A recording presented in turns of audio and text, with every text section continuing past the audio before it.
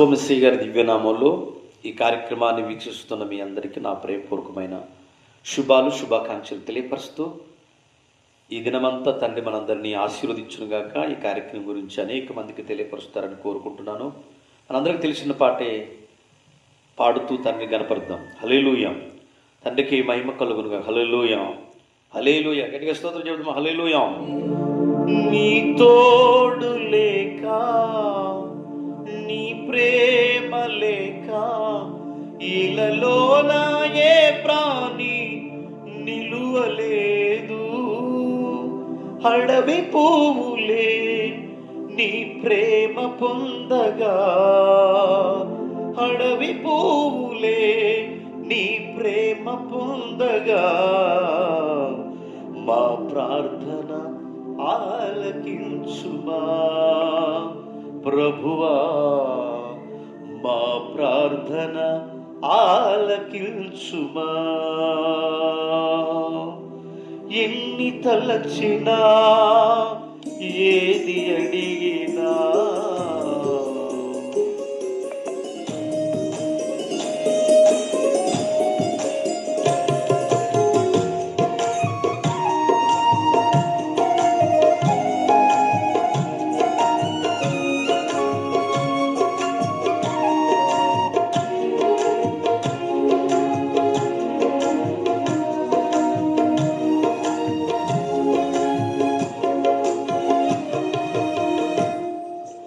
ఎన్ని తలచినా, ఏది అడిగినా, జరిగేది నీ చిత్తమే ప్రభువా, జరగాలి నీ చిత్తమే. నీ వాక్కుకై వేసి ఉంటిమి, నా ప్రార్థన ఆలకించుమా యేషువా, మా ప్రార్థన ఆలకించుమా. ఎన్ని తలచినా, ఏది అడిగినా, జరిగేది నీ చిత్తమే ప్రభువా, జరగాలి నీ చిత్తమే.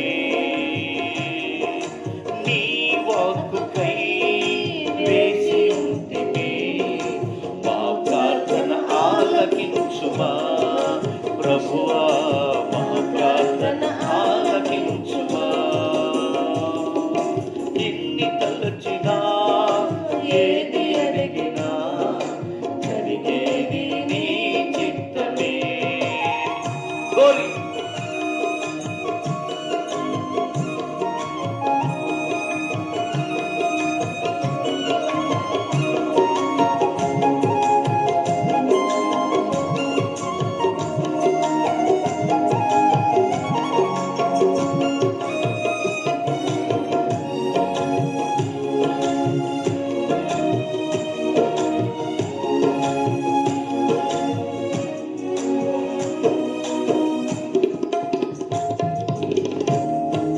నా ఇంటి దీపం నీవే అని కలసి, నా హృదయము నీ కొరకై పదిలపరచితి. నా ఇంటి దీపం నీవే అని కలసి, నా హృదయము నీ కొరకై పదిలపరచితి. హారిపోయేనా నా వెలుగు దీపము, హారిపోయేనా నా వెలుగు దీపము, వెలిగించుము నీ ప్రేమతో ప్రభువా, వెలిగించుము నీ ప్రేమతో, వెలిగించుము నీ ప్రేమతో ప్రభువా, వెలిగించుము నీ ప్రేమతో. ఎన్ని తలచినా, ఏది అడిగినా, జరిగేది నీ చిత్తమే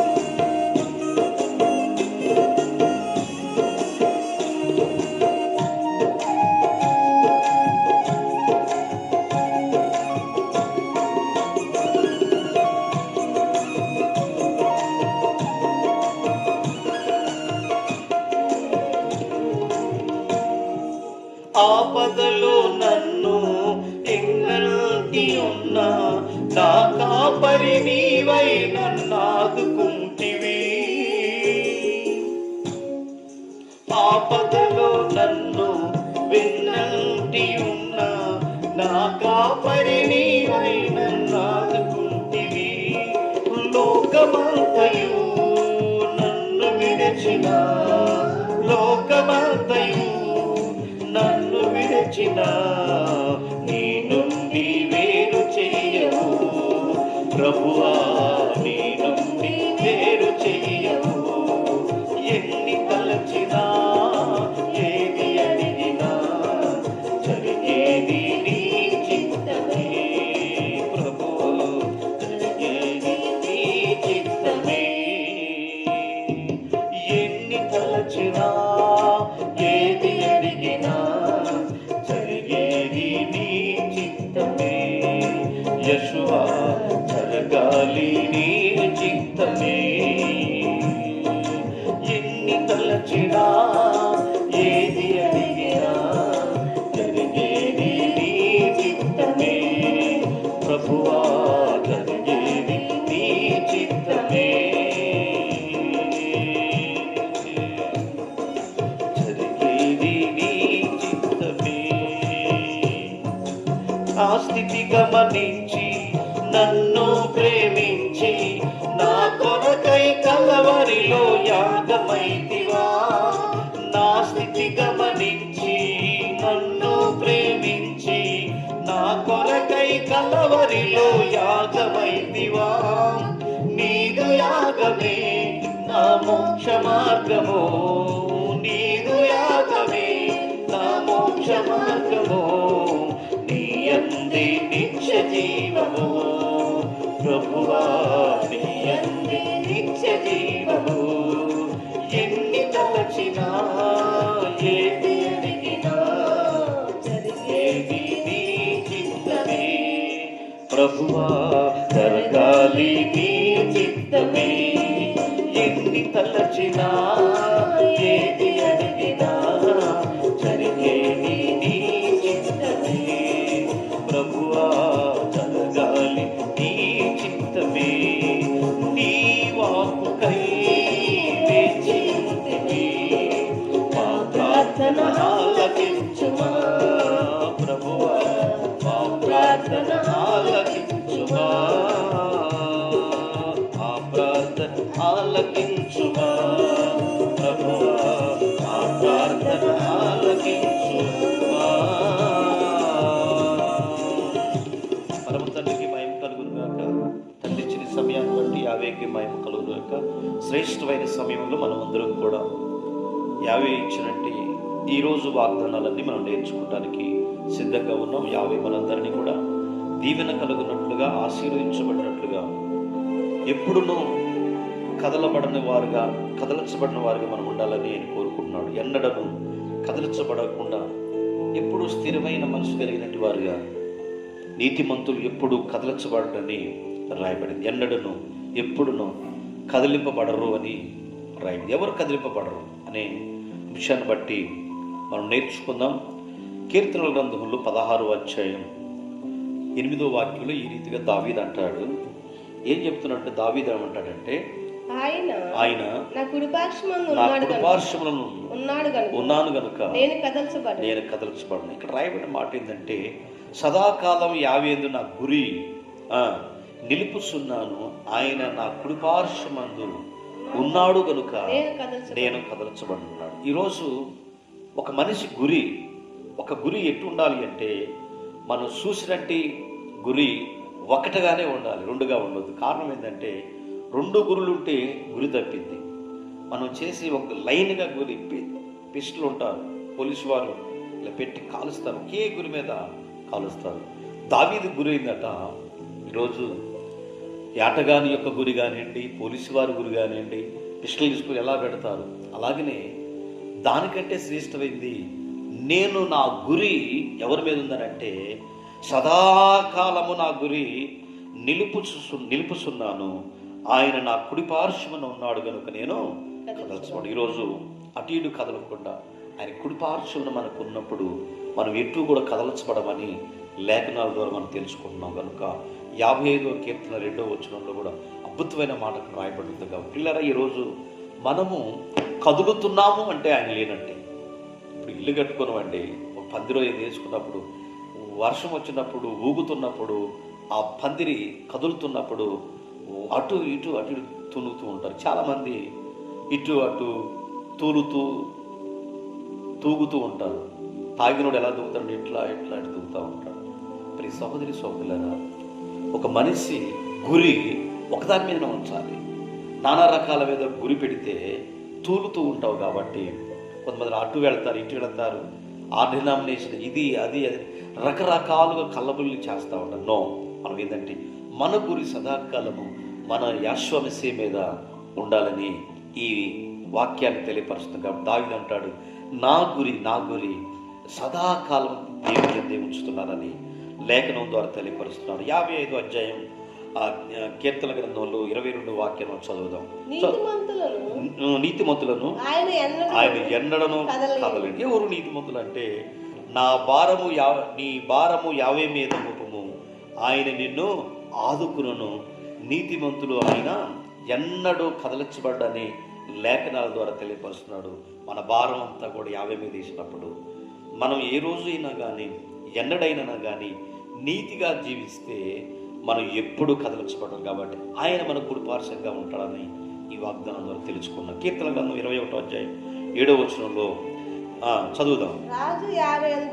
రాజు 50 యందు నమ్మిక ఉంచుతున్నాడు, సర్వోన్నతుని కృపచేత అతడు కదలకుండా నిలుచుని రాయబడింది. ఏలయనగా రాజు 50 యందు నమ్మిక ఉంచుతున్నాడు కనుక సర్వోన్నతుని కృపచేతనే అతడు కదలచబడకుండా ఉంటాడని రాయబడింది. ఎవరైతే నియమం ప్రకారంగా, చట్ట ప్రకారంగా, న్యాయ ప్రకారంగా నిజంగా పరిపాలనలో సింహాసనం మీద రాజులు కూర్చుంటారు, అధికారులు కూర్చుంటారు, న్యాయబద్ధంగా కూర్చుంటే అది ఖచ్చితంగా ఏమాత్రం కదలచబడదు. కానీ రాజులు కావాలని కూరుకున్న డబ్బు పెట్టి కొంతమంది పరిపాలనలో ఉంటారు, కొంతమంది కావాలని చేసేవాళ్ళు, కానీ వారు ఏదో ఒక రోజున తోలుతూ ఉంటారని రాయబడింది. కనుక రాజు నిజంగా ఏం చేత కృపచేత మాత్రమే కదలకుండా నిలిచి ఉండడని రాయబడింది. కనుక మనమందరం కదలని వారుగా, పరిపాలనలో నమ్మకంగా, నీతిమంతులుగా ఉండాలని లేఖనం చదివిస్తుంది. 15వ అధ్యాయం అదే కీర్తన గ్రంథము 5వ వాక్యంలో ఈ రీతిగా రాయబడింది.